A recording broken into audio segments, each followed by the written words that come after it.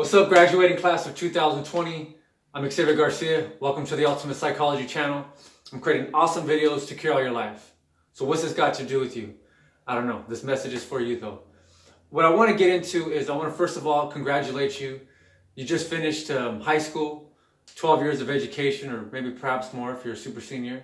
This is not for the college graduates. I'm not a college graduate, and so therefore I don't think I'm qualified to expound on your experience there and your unique and special experience that you've had. But this is going to be more special, more specifically to you high schoolers out there. Thank you for watching, by the way. If you are coming in contact with this video, congratulations, and I applaud you because this is kind of a rare find. But this is a special moment for me because I'm class of 2000, so I'm 20 years later. You guys are 20 years later. And so we've gotten to see what the first millennials are actually like and see what kind of legacy we've left. And I know our reputation isn't the best, and you guys are kind of the offspring of that. And so, but you guys are the future. I'm here I am on top of the world, more or less. And of course, it's a state of mind, it's a state of being. And you're feeling on top of the world. You've achieved something. You've accomplished something. And it was great, and it may be tremendous for you, and maybe not. Maybe school is a super breeze, and all schoolwork is easy work for you. Or maybe it was a struggle. I graduated as a 2.0 GPA student, and just barely by the skin of my teeth. And even, I'm not so sure if that even happened because some teachers were really nice to me and very kind. But my journey from graduating high school to graduating, or to being a 38-year-old man now, or I'm going to be in a couple weeks, has been tumultuous. It's been the crazy, wildest journey of my life. I mean, it's been basically all my whole life. I had my childhood, 8 to 18, and then you double that, right? You become twice the man at 36. You pass the age of being able to be president of the United States. And now I'm 38, or going to be 38, and we're at 2020. And so you're going to have, God willing, you survive these next coming years. I mean, when I graduated, a year or two later, we had another world major crisis, at least for America, for Americans, and that was 9/11, right? And now you're going through this. Nobody asked for this. You didn't expect it. We've never been in a quarantine before, anyone in our lifetimes, at least here in America, as far as I know, I'm concerned. So this is a unique time, and there's going to be unique innovation that's going to come out of this, and you guys are the ones to do it. No pressure. Right? But some of you guys are going to take this as a challenge, and you're going to experience an intensity and focus to find a better way to turn this lemon into lemonade. Other of you guys are going to be crippled by fear for the rest of your lives, or at least for a long time, because you're always going to be in panic mode and paranoia and scarcity about what's going to happen, if anything could happen at any moment, which it can, and it will. But those who are survive, only the strong survive. And those who are strong-headed, strong-minded, strong-visioned will survive. Strong-willed, strong in character, strong in faith are going to survive. And if you're not strong in any of these areas, then it's time that you start cultivating them. Because you're on the clock. The clock is ticking. And whether you're ready or not, you're already in the game. And some of you may live at home for a while, so you might be coddled for a little while longer. Right? But the system set up is so difficult, right? Going to college is super expensive. It's outside of your reach financially. Then you have to go into debt, and that's ridiculous, right? You're going to be hampered and plagued down, especially if you get a degree or an education and something that really doesn't bring, superior value to the marketplace. I think there's a statistic of most people, I think up to 75%, something like that, where the degree that you or the field that you get your degree in, you don't even use in real life. And that's not the industry you end up, going to. And then you might have multiple careers, multiple jobs. You might not have life skills. I didn't have a lot myself. You might not have a lot of life skills going into life because you live a pampered, spoiled life. Or you might have dug and clawed every tooth and nail of the way just to graduate high school. I know it was a proud moment for myself. I was the first one in my father's lineage to have graduated high school. And so that was a very proud moment. It was kind of like, what's next? Is this all there is? because there was no more expectations for me. There was no more standard to achieve, because that was the highest level of achievement and accomplishment that they could dream for me.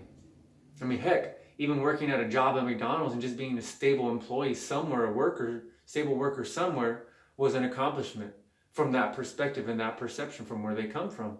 Because it's not, being a gangbanger or doing drugs or going in and out of jail, right? And so, or whatever, could be crippling to life success.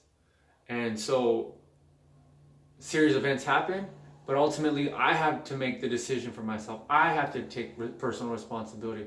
And whatever your situation is, this is your life, and you have to take personal responsibility for the outcome. And there's going to be many forces against you. It's like the world is against you. It's not for you. The universe is for you, right? You're designed to become the new and improved version of, last year's graduates.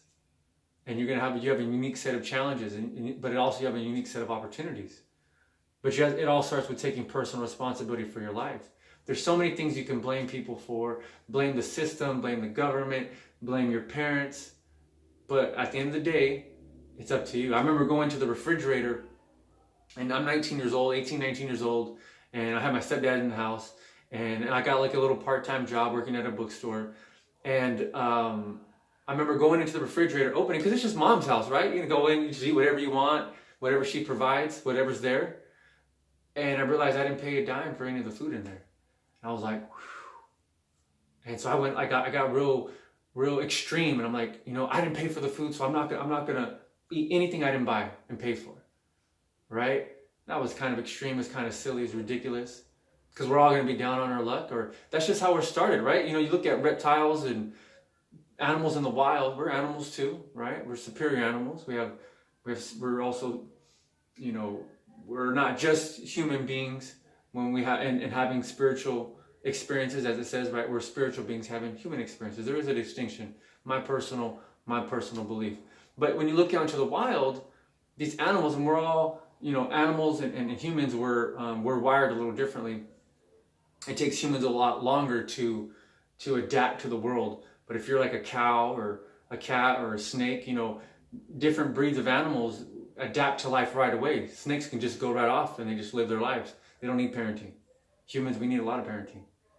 And just to survive and make it, and to go without getting too beat up and too maligned, and just even a shot at success. And success is so overly dramatized or like glamorized.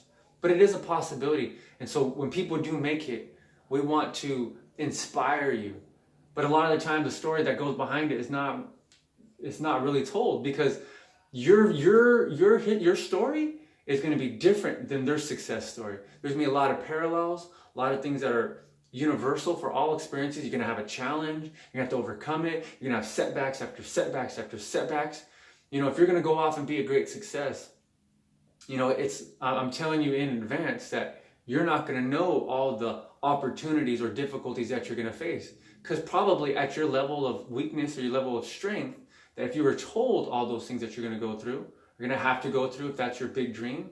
And we're all born with a big dream. Most of us just turn the other way. Some of us get lost, right? I'm thinking of the story we're trying for conception right now in my family, and my wife and I, and this is a little adult conversation. The average male produces 300 billion sperm, something like that. It's ridiculous. And only one of them wins it. Most of them, mostly all get died off. And then the few that do make it, the one that punctures the egg first, gets to win the prize. And so as you guys, our whole nation's graduates are being sent out into the workforce. We're all scattered and going in different ways. We all have different strategies to be successful. And there's no number one spot. The number one spot is you achieving you, and you're getting to your destiny, and you getting on a roll with your life, so that you in turn, hopefully fast enough, so that by the time you have children, or as you're having children, that you can help set them up and pass the baton to them, and they can take off and continue running the race. Right? It takes endurance, but you're going to get battered down. But that's what builds the character. That's what makes you a man or a woman, that you're able to go through those things. Then you get life mastery, right? You learn how to be a problem solver after you go through it. I've seen these before, and it's a lot of times you get the same problems, or they're similar. Great problems in mastering your relationships. Being conscientious of your health and having the disciplines there. Being smart with your money and having the disciplines and skills there also as well. Not just to lose money and be frivolous, but to learn how to stack it and add value and find meaning in your work. Because a lot of you guys are going to have jobs that are dead end, meaningless jobs. It might seem like that or appear that way. But if it's a job for you as a stepping stone, or it's a place where you can learn patience, learn these fruits of the Spirit, to learn customer service. Right? I don't like when I see people, they tell their bosses to peace out in a real jerk, rude way. It tells me that they're still taking them with them, and they haven't improved. They're ugly. They're just as ugly as their boss, right? Yeah, they might be going to a new location, but they're still going to take them with them. But I was kind of referring to about you going in and you're having this big journey. We're all this world of possibilities, right? Because you're born with at least one big special talent or gift or dream that you're here to fulfill. So at the end of your days, I came, I saw, I conquered. Not other people, but myself. You're here to conquer yourself, to achieve and develop self-mastery, self-actualization. And I found what that was for me. So I'm on the journey, and I'm telling you in advance, like back from the future, this is what it's going to look like. And so you're going to see other people's stories. You can go out there and read. People are going to get sidetracked by and distracted by social media and whatever. But you got to start honing whatever it takes really to find your set of values by finding a role model, past, present, or designing a future, a compelling future, a great big vision for yourself. And because your unique journey, yes, it's going to parallel other people's journeys on the surface, problem, goal, aspiration, setbacks, like we mentioned before.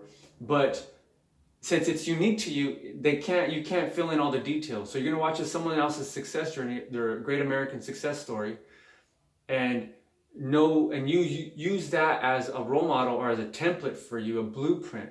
But at the end of the day, it's yours. And so you're going to have unique challenges, unique problems that are universal. So people have faced them, but they're still ultimately different for you. There's a slight different in terms of, there's some differences in the problems and the challenges. Nobody has your parents, nobody has your coworkers, nobody has your background. There's similarities. So know that you're in a unique position, but there's commonalities. And so try to apply what's worked for other people and apply it to your life. Some things are going to work, some things are not going to work. And when you've tried everything, right?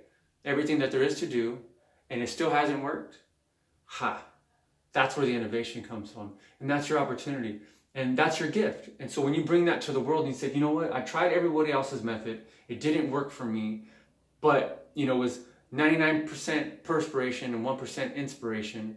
And here's what I've learned. And that's going to be your key. And that's what you can share with the rest of the world. And, that's your quote unquote $1 million idea. That's a special, unique gift. And you're already doing it now.